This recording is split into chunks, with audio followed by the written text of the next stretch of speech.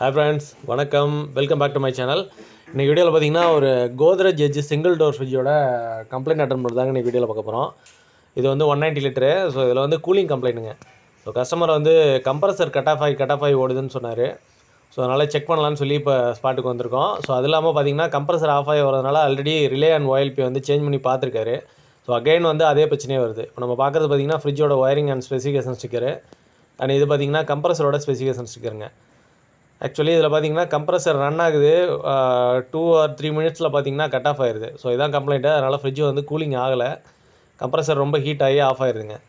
So relay OLPலாம் already customer மாற்றிட்டதுனால நமக்கு ரிலே OLPயில் எந்த ப்ராப்ளமும் இல்லைங்கிறத கன்ஃபார்ம் பண்ணியாச்சு. அகைன் பார்த்தீங்கன்னா கெப்பாசிட்டி சேஞ்ச் பண்ணி பார்க்கலாம் அப்படின்னு சொல்லிட்டு ஆல்ரெடி ஃப்ரிட்ஜில் இருந்தது வந்து 6 MFD. இப்போ நம்ம கையில் இந்த 5 MFDயை போட்டு கெப்பாசிட்டி போட்டு கனெக்ட் பண்ணி ஆன் பண்ணி பார்த்தாச்சு. ஸோ அகைன் பார்த்தீங்கன்னா அதே மாதிரியே பிரச்சனைங்க. ஸோ இப்போ பார்த்தீங்கன்னா தெரியும், ஆம்ஸ் பார்த்தீங்கன்னா 4 ஆம்ஸ் வரைக்கும் எடுக்குதுங்க. ஸோ இது வந்து ஃப்ரிட்ஜில் வந்து அப்நார்மல் அதிகபட்ச ஆம்ஸ் இதெல்லாம். ஸோ 1 ஆம்ஸ்க்குள்ளே தான் வரும் சிங்கிள் டோருக்கு. 1 ஆர் மேக்ஸிமம் 1.2 வரும். இது பார்த்திங்கன்னா 3.4, 3.3, 4 இந்த மாதிரி வருது. ஸோ ஹையர் ரேஞ்சில் வருது. ஸோ அதனால் கம்ப்ரஸர் டிஃபெக்டிவ் ஆகிருக்கு அப்படிங்கிறது தெரிஞ்சிச்சுங்க. ஸோ கொஞ்ச நேரத்துலேயே கட் ஆஃப் ஆகிருது. அது இல்லாமல் ஆம்ஸ் அவ்வளோ எடுத்து நம்ம இப்போ அதனால் வந்து ஒவ்வொரு லைனாக கட் பண்ணிகிட்ருக்கோம். இப்போ சக்ஷன் லைனு அண்ட் ட்ரையரு, கேப்லரியே ஆல்ரெடி ட்ரையரை கட் பண்ணி எடுத்தாச்சு. இது வந்து சக்ஷன் லைனாக கட் பண்ணி எடுக்கிறோம். டிஸ்சார்ஜ் லைன் வந்து கண்டென்சரோட கனெக்ட் ஆகிருக்கு. ஸோ அகைன் வந்து நம்ம கம்ப்ரஸர் ரன் பண்ணி இன்னொரு வாட்டி செக் பண்ணி பார்க்கலாம் அப்படின்னு சொல்லிட்டு டிஸ்சார்ஜ் லைனை மட்டும் கட் பண்ணாமல் வச்சுருக்கேன். ஸோ இப்போயும் பார்த்தீங்கன்னா ஃபுல்லாக கட் பண்ணி ஃப்ரீயாக விட்டுருக்கோம். கண்டென்சர் லைன்லேருந்து ஏர் வர மாதிரி மட்டும் பண்ணியிருக்கோம். இப்போயும் பார்த்தீங்கன்னா 4 ஆம்ஸ் எடுக்குதுங்க. ஸோ கம்ப்ரஸர் வந்து போயிடுச்சு அப்படிங்கிறத கன்ஃபார்ம் பண்ணியாச்சு. ஸோ இப்போ பார்த்தீங்கன்னா தெரியும், பாருங்கள், ரன் ஆகிட்டு இருக்கப்பே கட் ஆஃப் ஆயிரும். ஸோ 3.5 ஆம்ஸுங்கிறது ரொம்ப ஹையர் ஆம்ஸுங்க. ஸோ இது வந்து 1/2 HP கூட வராது இந்த கம்ப்ரஸரு. இதுக்கு வந்து ஆம்ஸ் பார்த்திங்கன்னா தெரியும், இப்போ கட் ஆஃப் ஆயிடுச்சு. ஸோ இந்த மாதிரி தான் ரெகுலராக நடந்துகிட்ருக்கு. அதனால தான் கூலிங் ஆகலை.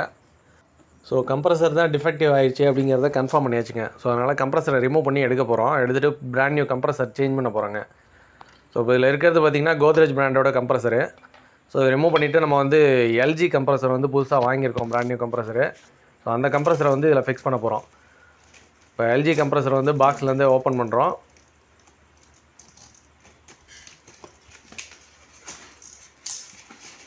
ஸோ இதோட கெப்பாசிட்டி பார்த்திங்கன்னா 1/8 HPங்க. ஸோ இதோட அக்சசரிஸ்லாம் தனியாக கொடுத்துருக்காங்க கம்ப்ரஸரில். ரிலே, OLP அண்ட் AVM, இந்த ஆன்டி வைப்ரேஷன் மவுண்டிங் ரப்பர் இருக்கும் கீழே. ஸோ அது எல்லாமே இதுலேயே வந்துடும் அக்சசரிஸு. நம்ம வந்து டேரெக்டாக கம்ப்ரஸரை ஃபிக்ஸ் பண்ணி பின்வால்வு செட் பண்ணி எல்லாத்தையுமே சக்ஷன் அண்ட் டிஸ்சார்ஜ் லைனை ஃபிக்ஸ் பண்ணால் முடிஞ்சிச்சு. ஸோ கம்ப்ரஸரை ஃபுல்லாக ஓப்பன் பண்ணி எடுத்தாச்சுங்க. நெக்ஸ்ட் வந்து இதை ஃப்ரிட்ஜோட பாடியில் ஃபிக்ஸ் பண்ண போகிறோம்.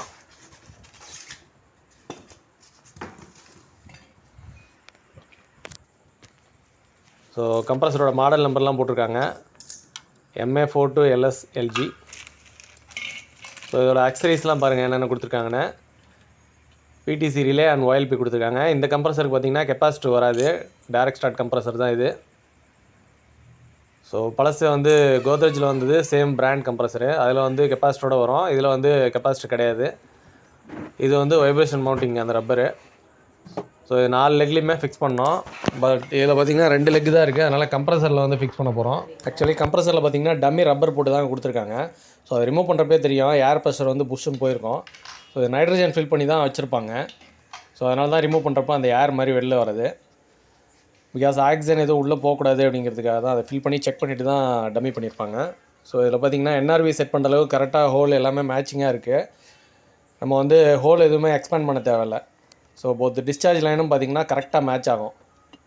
ஸோ வீடியோட லென்த் அதிகமாக இருக்கிறதுனால ஆஸ் யூஷுவல் எப்பவும் போல் வந்து தேவையான கிளிப்ஸை தவிர மற்றதெல்லாம் ஃபாஸ்ட் ஃபார்வர்டில் வச்சுருக்கேன். ஸோ நெக்ஸ்ட் பார்த்திங்கன்னா இந்த பைப்பு எல்லாத்தையுமே க்ளீன் பண்ணுங்கள். எம்ரி ஷீட் போட்டு நல்லா க்ளீன் பண்ணால் தான் வெல்டிங் வந்து பக்காவாக இருக்கும். ஸோ அதனால் கேப்லரி எல்லாமே வந்து க்ளீன் பண்ணிகிட்ருக்காங்க. ஸோ எல்லா பைப்புமே க்ளீன் பண்ணியாச்சு. இது வந்து டிஸ்சார்ஜ் லைனு கண்டென்சருக்கு போகிறது. ஸோ இதுவும் பார்த்திங்கன்னா நம்ம வந்து டியூப்பை வந்து எக்ஸ்பேண்ட் பண்ண தேவையில்ல, கரெக்டான சைஸில் தான் கொடுத்துருக்காங்க. ஸோ நம்ம அப்படியே ஃபிக்ஸ் பண்ணி வெல்டு பண்ண வேண்டியதாங்க. ஸோ ஃபஸ்ட்டு வந்து டிஸ்சார்ஜ் தான் வெல்டிங் பண்ண போகிறோம். நெக்ஸ்ட்டு தான் வந்து நம்ம இந்த பின் வால்வை செட் பண்ண போகிறோம். ஆனால் அடுத்து பார்த்திங்கன்னா இந்த சக்ஷன் லைனு. ஸோ எல்லாத்தையுமே வந்து க்ளீனாக ஃபுல்லாகவே நீட்டாக க்ளீன் பண்ணியாச்சு. ஸோ நெக்ஸ்ட்டு வெல்டிங்கை ஸ்டார்ட் பண்ணியாச்சு. ஸோ வெல்டிங் வந்து உடனே முடிகிற மாதிரி காட்டியிருப்பேன். பட் இது பார்த்திங்கன்னா ஹீட் பண்ணுறதுக்கு ரொம்ப டைம் ஆகுங்க. ஸோ ஜஸ்ட் நான் ஹீட் ஆனதுக்கப்புறம் வெல்டு பண்ணுறது மட்டும்தான் கிளிப்பில் காட்டியிருக்கேன். பட் வெல்டிங் பண்ணுறப்போ ஃபஸ்ட்டு ஹீட் பண்ணுறதுக்கே எப்படியும் ஒரு 2 to 3 மினிட்ஸ் ஆயிரும். ஸோ அந்த ஹீட் கன்னை வச்சு பண்ணுறப்போ கொஞ்சம் ஸ்லோவாக தான் இருக்கும்.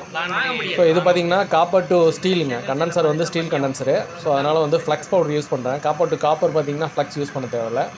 ஸோ நார்மலாக வெல்டு பண்ணாவே போதும். ஸோ இது காப்பர் டு ஸ்டீல்னால நல்லா க்ளீன் பண்ணிட்டு ஃப்ளக்ஸ் பவுடர் யூஸ் பண்ணி தான் வெல்டிங் ராடை வந்து வெல்டு பண்ணுறோம். டிஸ்சார்ஜ் லைனிங் முடிஞ்சு. நெக்ஸ்ட்டு பார்த்திங்கன்னா நம்ம பின் வால்வு செட் பண்ணுறோம் சர்வீஸ் போட்டு. ஸோ இது பார்த்திங்கன்னா காப்பர் டு காப்பர் தான். ஸோ அதனால் கம்ப்ரஸரில் உள்ள காப்பர் பைப் வந்து ரொம்ப திக்காக இருக்கும். நம்ம இந்த என்ஆர்வி வந்து ரொம்ப தின்னாக இருக்கும். அதனால் கம்ப்ரஸர் பைப்பு தான் அதிகமாக ஹீட் பண்ணோம். ஸோ இதுவும் கிட்டத்தட்ட பின் வால்வு ஃபுல்லாக முடிஞ்சு உள்ளே இருக்க பின்னை ரிமூவ் பண்ணிவிட்டு தான் இதை வெல்டு பண்ண மறக்காமல். ஏன்னா பிகாஸ் அதில் ரப்பர் ஓரிங்லாம் வரும்.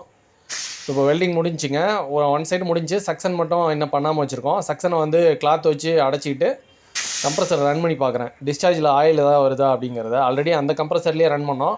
அகைன் வந்து இந்த கம்ப்ரஸரில் இருக்க ஆயில் வந்து வெளில வருதா அப்படிங்கிறதையும் செக் பண்ணோம். அதனால் வந்து டிஸ்சார்ஜ் லைனில் வெல்டிங் பண்ணிவிட்டு டிஸ்சார்ஜ் போர்ட்டில் வந்து ஃப்ளஷிங் பண்ணி பார்க்குறோம். ஏர் மட்டும்தான் வருது. ஸோ அதனால் நெக்ஸ்ட்டு வந்து சக்ஷன் போர்ட்டை வெல்டு பண்ணிவிட்டு ட்ரையரு எல்லாத்தையுமே ஃபிக்ஸ் பண்ண வேண்டியதான். ஸோ கம்ப்ரஸர் நல்லாவே ஒர்க் ஆகுது. ரொம்ப ஸ்மூத்தாக இருக்குது. பழைய கோத்ரேஜ் கம்ப்ரஸரை கம்பேர் பண்ணுறப்ப இந்த எல்ஜி கம்ப்ரஸர் வந்து சவுண்டே இல்லை அதிகமாக.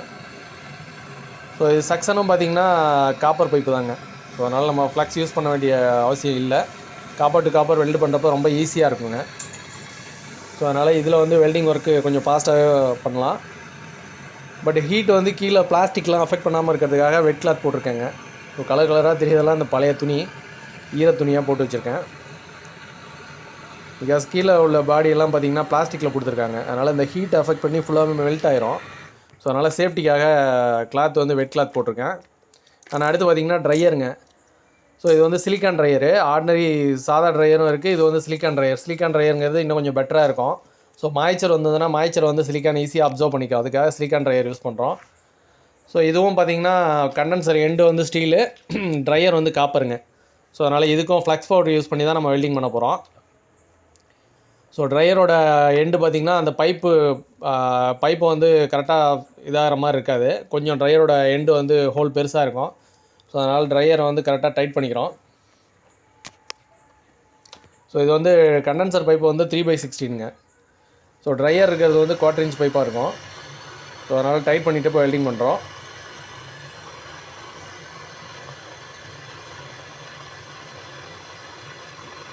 ஸோ இதில் ஒரு சிலர் பார்த்திங்கன்னா இதுலேயும் ஒரு என்ஆர்வி செட் பண்ணுவாங்க வேக்யூம்காக.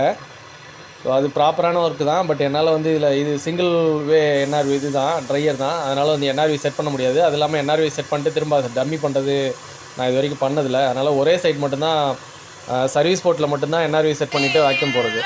ஸோ போத் இதுலேயும் வந்து என்ஆர்வி செட் பண்ணி வேக்யூம் போகிறது இன்னும் கொஞ்சம் நல்லா இருக்குங்க, ப்ராப்பராக இருக்கும். ஸோ கேப்லரி வந்து இன்னும் கொஞ்சம் ஹோல் பெருசாக இருக்கணுங்கிறதுக்காக ஸ்லைஸ் பண்ணுறேன். ஸோ கட் பண்ணியாச்சு. இப்போ வந்து நம்ம இதில் கீழே வந்து ட்ரையருக்கு எண்டில் வந்து கேப்லரியை வெல்டிங் பண்ண போகிறோம்.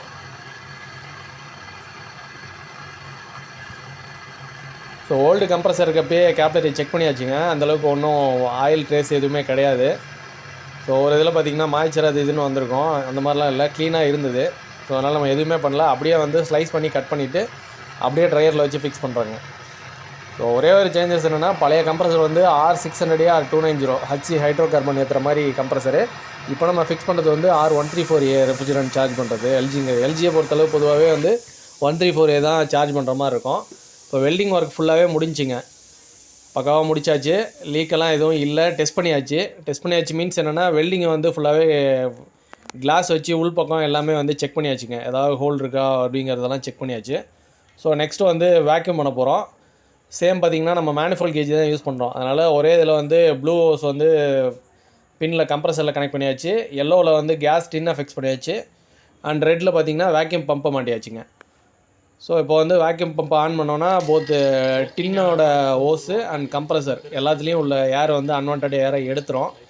அடுத்து வந்து நம்ம அப்படியே வந்து கேஸ் சார்ஜிங் பண்ணிக்கலாம். நம்ம அந்த பக்கிங் பண்ண வேண்டிய வேலை இல்லை. ஸோ டின்னை வந்து டேரெக்டாக கனெக்ட் பண்ணிவிட்டு வேக்யூம் பண்ணிட்டு டின்னை மாட்டினோம் அப்படின்னா அதில் இருக்க ஏரை வந்து எடுக்கிறதுக்காக பர்ச்சிங் பண்ணுவோம். ஸோ அந்த வேலை நம்ம இப்போ பண்ணுறதில்ல. ஸோ டேரெக்டாக 2 வால்வையுமே கனெக்ட் பண்ணியாச்சுங்க. இப்போ எல்லோ சைடு வந்து லோ சைடு வந்து கம்ப்ரஸரில் பின் வாலில் கனெக்ட் பண்ணியாச்சு. ப்ளூ சைடு எல்லோ சைடு பார்த்திங்கன்னா டின்னில் கனெக்ட் பண்ணியாச்சு. ரெட்டை பார்த்திங்கன்னா வேக்யூம் பம்பில் கனெக்ட் பண்ணி வச்சுக்கேன். ஸோ இப்போ வேக்யூம் வந்து ரெண்டுலேயுமே நடக்குது, கம்ப்ரஸர்லேயும் நடக்குது, கேஸ் ஹோஸ்லேயும் நடக்குது. ஸோ வெல்டிங் பாருங்கள், வெல்டிங்கை வந்து ஓரளவு நல்லா தான் பண்ணியிருக்கோம். லீக் ஆகிறதுக்கு சான்சஸ் ரொம்ப கம்மி. ஸோ அது இல்லாமல் வேக்யூம் போடுறப்போ ஓரளவு 50% ஐடென்டிஃபை பண்ணிடலாம். வேக்யூம் போட்டு ஹோல்டு பண்ணி வச்சாவே தெரிஞ்சிடும் ஜீரோவுக்கு மூவ் ஆகுதா இல்லை 30 இன்ச்சஸ் வஞ்சிலே நிற்குதா அப்படிங்கிறது. ஸோ அதை வச்சு ஓரளவு கன்ஃபார்ம் பண்ணிடலாம். பட் மைனர் லீக் இருந்துச்சுன்னா வந்து கன்ஃபார்ம் கண்டுபிடிக்க முடியாது, நம்ம ப்ரெஷர் கொடுத்து அங்கே செக் பண்ணி பார்க்கணும். ஸோ இப்போ வேக்யூம் வந்து போயிட்டுருக்குங்க, வேக்யூம் ஃபுல்லாகவே முடிஞ்சிச்சு. ஸோ அடுத்து ஸ்டாப் பண்ணிவிட்டு பார்த்திங்கன்னா நம்ம வந்து கொஞ்சம் நேரம் ஹோல்டு பண்ணி வச்சு பார்க்க போகிறோம். ஸோ இதெல்லாம் வந்து ஆல்ரெடி வீடியோவில் வந்து நிறைய வீடியோவில் எக்ஸ்பிளைன் பண்ணியாச்சு, அதனால் வந்து நான் டீப்பாக ஒன்றும் எக்ஸ்பிளைன் பண்ணல. ஸோ வேக்யூம் பம்போட யூசேஜ் என்ன அப்படிங்கிறத பற்றிலாம் வந்து ப்ரெஷர் கேஜ் எப்படி ஒர்க் ஆகுது அப்படிங்கிறத பற்றிலாம் ஆல்ரெடி நம்ம சேனலில் வந்து வீடியோஸ் வந்து நிறைய போட்டிருக்கோம். ஸோ இந்த நம்ம சேனலுக்கு புதுசாக என்ட்ரி ஆகிறவங்க வந்து நம்ம வீடியோட ப்ளேலிஸ்ட்டை போய் பாருங்கள். So AC, fridge and washing மிஷினுக்கு தனியாக ப்ளேலிஸ்ட் இருக்குது, அண்ட் ஆர்ஓ ப்யூரிஃபையருக்கு தனியாக ப்ளேலிஸ்ட் இருக்குது, வாட்டர் ஹீட்டருக்கு தனியாக ப்ளேலிஸ்ட் இருக்குது. ஸோ புதுசாக நம்ம சேனலுக்கு வரவங்க வந்து ப்ளேலிஸ்ட்டை போய் விசிட் பண்ணி பாருங்கள். ஸோ இப்போ வேக்யூம் பம்ப் ஒர்க்கு ஃபுல்லாகவே முடிஞ்சுங்க. அகெயின் வந்து ரிலே OLP கனெக்ட் பண்ணிவிட்டு நம்ம கேஸ் கொஞ்சமாக சார்ஜ் பண்ணிவிட்டு அடுத்து கம்ப்ரஸர் ஆன் பண்ண போகிறோம். ஸோ இதுக்கு முன்னாடி உள்ள வீடியோஸ்லாம் பார்த்திங்கன்னா வெயிட் பேஸ் பண்ணி ஏற்றுற மாதிரி நிறைய வீடியோஸ் போட்டிருக்கேன். ஸோ இது வந்து இப்போ நம்ம வெயிட் மிஷின்லாம் வைக்கல, ப்ரெஷர் பேஸ் பண்ணி தான் ஏற்ற போகிறோம். பிகாஸ் வந்து நம்ம அப்படியே அதோட ஸ்பெசிஃபிகேஷனே மாற்றுறோம். பிகாஸ் அதில் இருந்தது வந்து R290 கம்ப்ரஸரு, இப்போ நம்ம மாற்றினது வந்து 134A. ஸோ அதனால் வந்து ப்ரெஷர் பேஸ் பண்ணி தான் ஏற்ற போகிறோம், வெயிட் பேஸ் பண்ணி ஏற்ற முடியாது. ஸோ ஃபஸ்ட்டு கம்ப்ரஸர் ஆன் பண்ணுறதுக்கு முன்னாடியே வேக்யூம் போட்டு செக் பண்ணியாச்சு. கம்ப்ரஸர் ஆன் பண்ணுறதுக்கு முன்னாடியே கொஞ்சம் ரெஃப்ரிஜரேட்டர் வந்து சார்ஜ் பண்ணி வைக்கிறாங்க.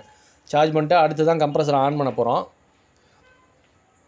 ஸோ கம்ப்ரஸர் ஆன் பண்ணதுக்கப்புறம் அடுத்து வந்து கொஞ்சம் கொஞ்சமாக ரெஃப்ரிஜரேட்டர் ஆட் பண்ண போகிறோம்.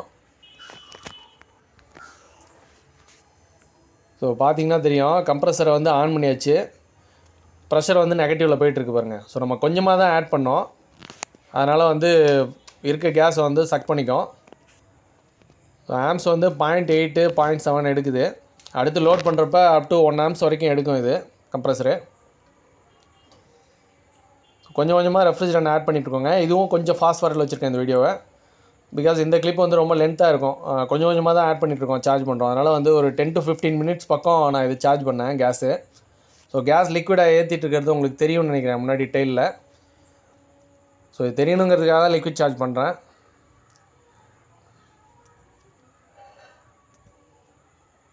ஸோ கொஞ்சம் கொஞ்சமாக கேஸ் ஆட் பண்ணுறப்பே நமக்கு கண்டென்சரை செக் பண்ணாவே தெரிஞ்சு போயிடும். கண்டென்சர் வந்து ஹாட் ஆகும், மேலே வந்து ஹீட் ஆகும், கீழே வர வந்து ஹீட் ரெடியூஸ் ஆகும்.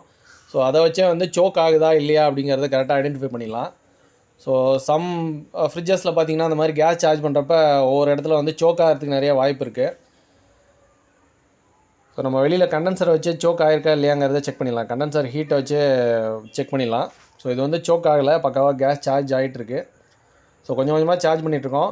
மெஜாரிட்டி பார்த்திங்கன்னா R134Aயில் சிங்கிள் டோர் ஃப்ரிட்ஜை பொறுத்தளவு 8 to 10 PSI வைக்கலாங்க. ஸோ அதுக்கு மேலே பண்ணோன்னா ஓவர் சார்ஜிங் ஆகிரும். ஓவர் சார்ஜ் ஆச்சு அப்படின்னா என்ன ஆகுனா சக்ஷன் லைனில் வந்து திரும்ப ஐஸ் ஃபார்ம் ஆகுங்க, கம்ப்ரஸர் வரைக்குமே ஐஸ் கட்ட ஆரம்பிச்சிடும். ஸோ அந்த மாதிரி இருந்தாவே நம்ம தெரிஞ்சுக்கலாம் ஓவர் சார்ஜிங் பண்ணியிருக்கோம் அப்படிங்கிறத. ஸோ ஓவர் சார்ஜிங் பண்ண கம்ப்ரஸர் வந்து சீக்கிரம் டிஃபெக்டிவ் ஆகிறதுக்கு நிறைய வாய்ப்பு இருக்குங்க. அதனால் ஓவர் சார்ஜிங் எக்காரணம் ஒன்றும் பண்ணக்கூடாது, கரெக்டாக சஃபிஷியண்ட்டான கேஸ் மட்டும் சார்ஜ் பண்ணுற மாதிரி இருக்கும். ஸோ இப்போ பாருங்கள், கிட்டத்தட்ட ஒரு 5 PSI பக்கம் வச்சாச்சு கேஸு. ஸோ ஆம்ஸ் பார்த்திங்கன்னா 0.8 0.9 எடுக்குதுங்க, 0.6லேருந்து எடுக்குது, 0.9 வரைக்கும் எடுக்குது. ஸோ இன்னும் கொஞ்சம் கேஸ் ஆட் பண்ண போகிறோம். நம்ம வந்து up to 8 PSI or 9 PSI வரைக்கும் சார்ஜ் பண்ண போகிறோங்க. ஸோ அது சஃபிஷியண்ட்டாக இருக்கும். 10க்கு மேலே போயிடுச்சுன்னா கன்ஃபார்ம் வந்து இதில் ஓவர் சார்ஜிங் தான். நமக்கு ரிசல்ட் வந்து கொஞ்சம் நேரத்துலேயே தெரிஞ்சிடும், ரன் பண்ணி பார்த்தாவே தெரிஞ்சிடும். சக்ஷன் பைப் வந்து கம்ப்ரஸர் வரைக்குமே வந்து ஃபுல்லாக சில்லுன்னு இருந்தாவே நம்ம ஓவர் சார்ஜிங் பண்ணுறோங்கிறது தான் மீனிங்கு. ஸோ அதையும் மீறி ஓவர் சார்ஜிங் பண்ணோம் அப்படின்னா இன்னும் கொஞ்சம் கேஸ் ஆட் பண்ணோம்னா கண்டிப்பாக சக்ஷன் பைப் ஃபுல்லாகவே ஐஸ், கம்ப்ரஸர் வரைக்குமே ஐஸ் ஆகும்.